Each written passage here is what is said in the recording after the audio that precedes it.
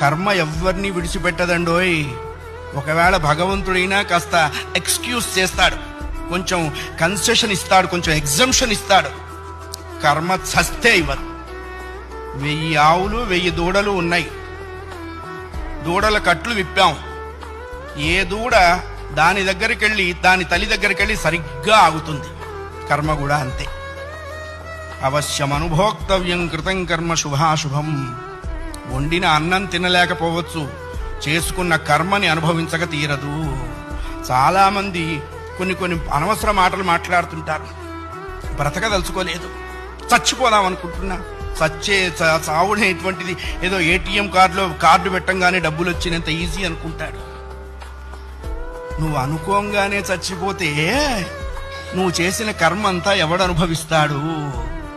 కర్మానుభవం అనుభవించడం కోసమైనా అది నిన్ను బ్రతికిస్తుంది.